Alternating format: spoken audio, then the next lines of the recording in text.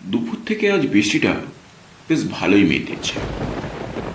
আর এইরকম একটা বৃষ্টির সন্ধ্যায় গরম চায়ের সাথে ভূতের গল্প শোনার মজাটাই আলাদা, তাই না?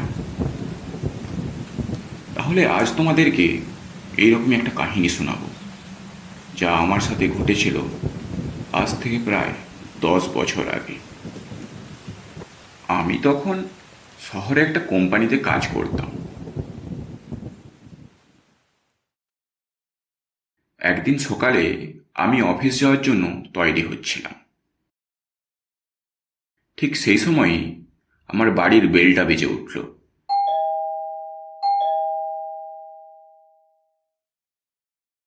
আমি দরজার সামনে এসে দেখি একটা চিঠি পড়ে আছে। আমি চিঠিটাকে নিয়ে খুলে পড়তে শুরু করলাম। চিঠিটাতে লেখা ছিল, আমি আপনার বন্ধু শেখরের সহকর্মী। শেখরের কাছ থেকে শুধুমাত্র আপনার ঠিকানাটাই পেয়েছি, তাই আপনাকে এই চিঠিটা লিখছি। আপনার বন্ধু আর বেঁচে নেই। আজ সকালেই জঙ্গল থেকে শেখরের শরীরটা পাওয়া যায়। তাকে দেখে মনে হচ্ছিল যেন একটা 3 তলা বাড়ি থেকে পড়ে গিয়ে মারা গেছে। কিন্তু আশ্চর্যের বিষয় হলো, এখানে আশেপাশে এত উঁচু বাড়ি কিংবা সেরকম কিছুই নেই। আপনি চিঠিটা পাওয়া মাত্রই এখানে এসে পড়বেন। শেখরের কিছু জিনিস আছে এখানে, সেগুলো নিয়ে যাবেন, আর ওর বাড়ির লোকজনকেও জানাবেন। আমি চিঠিটা পাওয়া মাত্রই দেরি না করে স্টেশনে গিয়ে ট্রেনটা ধরলাম। মনটা খুবই খারাপ হয়ে পড়েছিল আমার, তাই চুপচাপ ট্রেনের বাইরের দিকে তাকিয়ে বসেছিলাম আর ভাবছিলাম আগের কথাগুলো। কেমন আমরা একসাথে ক্লাবে আড্ডা দিতাম।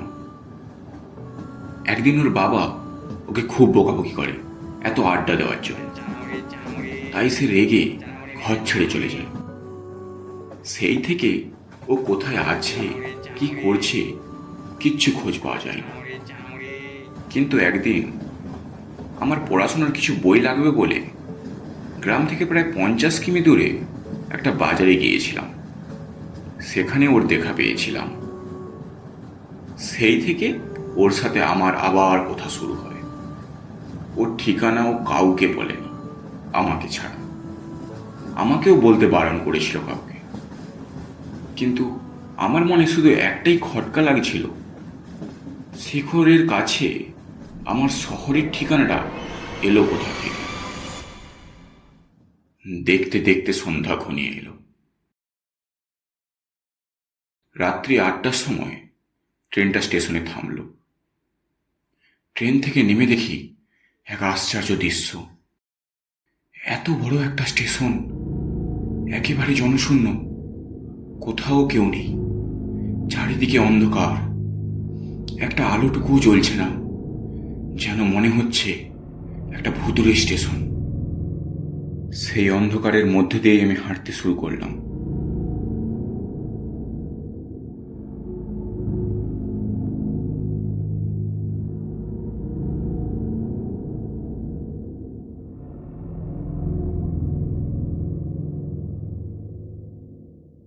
হাঁটতে হাঁটতে কিছুটা দূর আসার পর আমি চমকে উঠলাম। অন্ধকারের মধ্যে দিয়ে একটা লাল আলো ভেসে ভেসে আমার দিকে এগিয়ে আসছে। ধীরে ধীরে লাল আলোটা স্পষ্ট হলো। দেখলাম সামনে স্টেশন মাস্টার হাতে একটা হারকিন নিয়ে এগিয়ে আসছে। কে কে তুমি? এত রাতে এই স্টেশনে কি করছো? তুমি জানো না এই স্টেশনে রাতে কেউ আসে না? আসলে স্যার, আমার না বন্ধু মারা গেছে। ওই যে কুচোপাড়া গ্রামটায় কাঠকলটা আছে না, সেইখানেই কাজ করতো সে। আপনি কি বলতে পারেন ওই গ্রামটাতে যাওয়ার রাস্তা কোনটা? আচ্ছা, এই ব্যাপার। ওই যে পূর্ব দিকের রাস্তাটা দেখতে পাচ্ছ, ওটা ধরে সোজা চলে যাবে। মাঝে একটি শ্মশান পড়বে। ওই শ্মশানের সামনের দিকে দেখবে দূরে একটি লাল আলো জ্বলছে। ওটাই হলো সেই কাঠকল। ও, ঠিক আছে, ধন্যবাদ স্যার।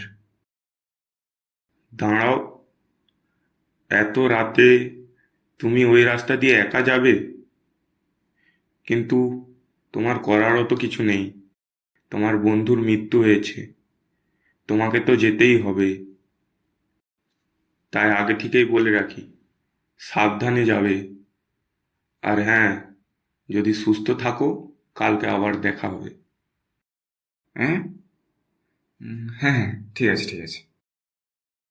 আমি তখন স্টেশন মাস্টারের কথাগুলোকে ঠিকভাবে বুঝে উঠতে পারিনি। আসলে উনি কি বলতে চাইছেন। ধীরে ধীরে আকাশে মেঘটা ঘনিয়ে আসছিল, যেন মনে হচ্ছিল যে কোনো মুহূর্তেই বৃষ্টিটা আসতে পারে। তাই আমি আমার হাঁটার বেগটাকে একটু বাড়ালাম। কিছুক্ষণের মধ্যেই আমি সেই শ্মশানটার কাছে পৌঁছে যাই।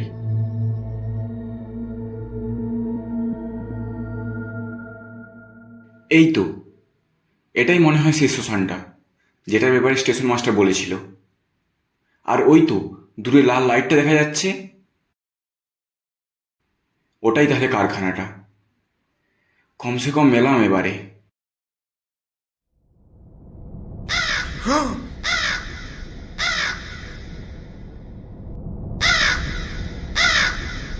একা থাকায় কাকের ডাকটা শুনে একটু চমকে গিয়েছিলাম আমি, কিন্তু পরের মুহূর্তেই সেটাকে গুরুত্ব না দিয়ে সামনের দিকে এগোতে থাকি।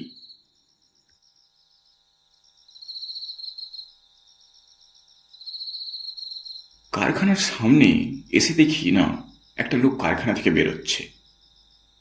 সে দূর থেকে আমাকে দেখতে পেয়ে আমার দিকে এগিয়ে এগিয়ে আসছে।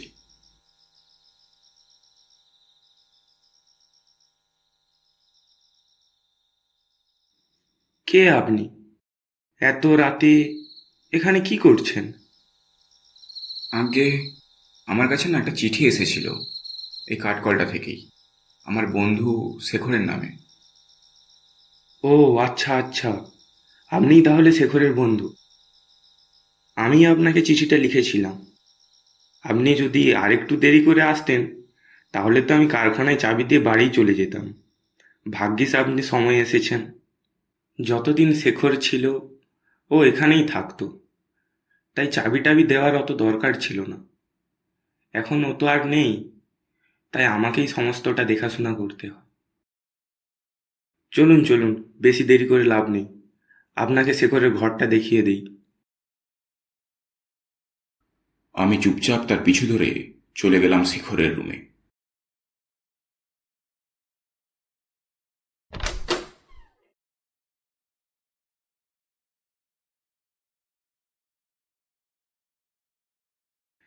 এই যে দেখছেন, এটাই শেখরের ঘর।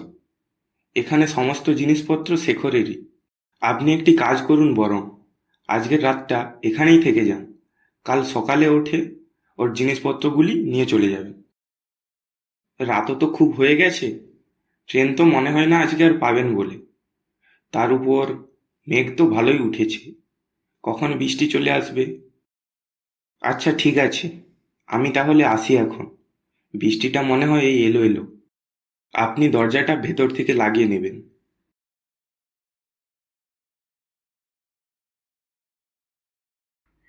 এই বলে সেও চলে গেল এখান থেকে।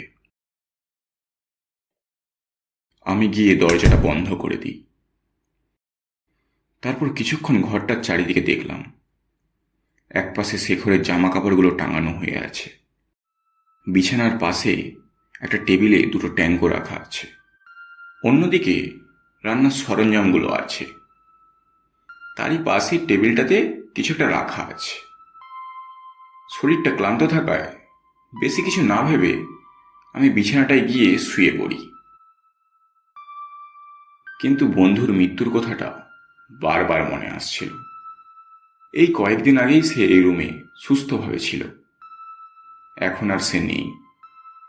তাই ভেবে ভেবে মনটা আরো খারাপ হচ্ছিল।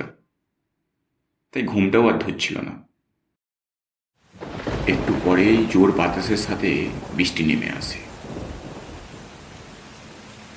জানলাটা দিয়ে বেশ ঠান্ডা বাতাস আসছিল।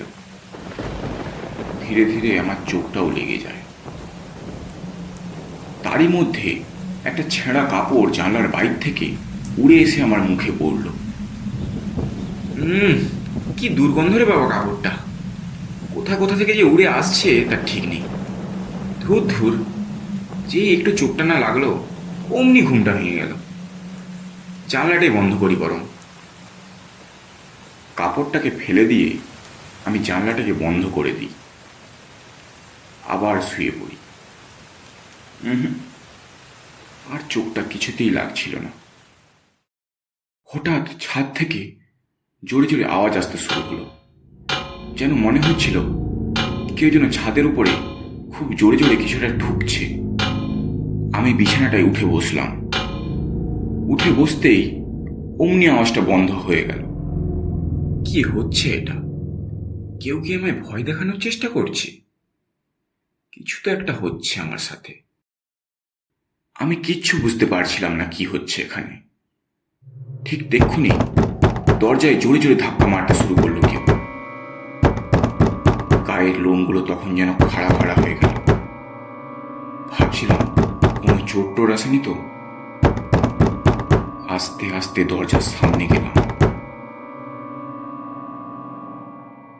দরজায় ধাক্কা দেওয়াটা হঠাৎ বন্ধ হয়ে গেল। কে কে আছো? কে আছো বাইরে? কে ডাকছো আমায়?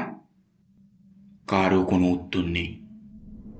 আমি বাধ্য হয়ে দরজাটা খুলে দেখি কোথাও কেউ নেই। বৃষ্টিটা থেমে গেছে, শুধু ঠান্ডা হাওয়া বইছে। চারিদিকে একেবারে অন্ধকার ছেয়ে আছে। আমি আবার দরজাটাকে বন্ধ করে দিই। আমার রাতের ঘুম একেবারে উড়ে গেছে। আমার মনে হচ্ছিল কেউ না কেউ তো আমার সাথে মজা করছে। তাই ভাবতে ভাবতেই আমি ঘরের এপাশ থেকে ওপাশ হতে থাকি। চলতে চলতে আমার নজরে পড়ল সেই ঢাকা দেয়া ঢাকাটার দিকে। গিয়ে আমি ঢাকাটাকে তুলে দেখি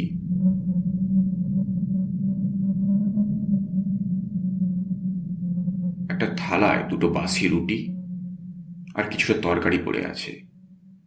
যেন মনে হচ্ছিল কিছুক্ষণ আগেই কেউ খেতে খেতে উঠে গেছে। ব্যাপারটাকে বুঝতে আর আমার সময় লাগলো না। আমি সব বুঝে গিয়েছিলাম এতক্ষণ ধরে কে আমার সাথে এই মজাগুলো করছিল। তাই আমি চুপচাপ গিয়ে দরজার সামনে দাঁড়িয়ে পড়ি। কিছুক্ষণ পরে আবার দরজায় জোরে জোরে ধাক্কা মারা শুরু হলো। আমি সঙ্গে সঙ্গে দরজাটা খুলে দিই। দেখি না সামনে শেখর দাঁড়িয়ে আছে। কি রে, বেশ ভেবেছিলি আমাকে ভয় দেখাবি, আমার সাথে মজা করবি ভেবেছিলিস? কিরকম ধরে বললাম বল দেখি তো তোকে। কি আর করবো বল, কতদিন তোর সাথে দেখা সাক্ষাৎ হয়নি, তাই ভাবলাম তোর সাথে একটু মজা করি। কিছু মনে করিস না, দেখ তোর জন্য তো আমাকে আবার মরতে হলো, দেখ। ওর কথাগুলোকে গুরুত্ব না দিয়ে হাসছিলাম। ঠিক তক্ষুনি জঙ্গল দিয়ে খুব জোরে একটা আওয়াজ এলো, যেন কেউ একজন ওপর থেকে পড়ে গেল। দেরি না করে ছুটে গেলাম দুজনে জঙ্গলের দিকে। শেখর আমার পিছনেই ছিল। জঙ্গলে গিয়ে দেখি কেউ একজন মাথা উপর খেয়ে পড়ে আছে। আমি তাকে ঘুরিয়ে তার মুখটা দেখার পর আমার শরীর যেন হিম হয়ে গেল। শেখর, এইসব কি হচ্ছে? এই শেখর, শেখর দেখ, অনেক হয়েছে। এইবারে বলছি মজা বন্ধ কর। আমার কিন্তু আর ব্যাপারটা ভাল লাগছে না, বন্ধ কর বলছি।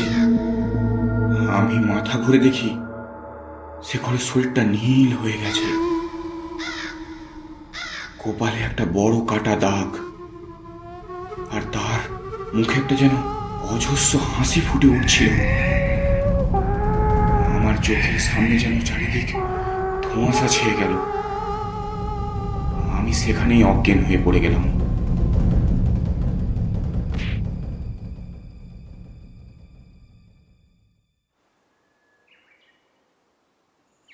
পরের দিন যখন আমার জ্ঞান ফেরে, আমি নিজেকে স্টেশনের বেঞ্চে শুয়ে থাকতে অবস্থায় পাই।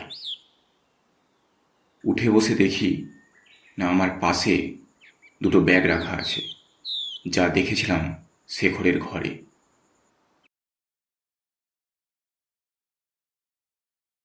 আমার সাথে আসলে কি হলো, কেন হলো, কিচ্ছু মাথায় ঢোকেনি।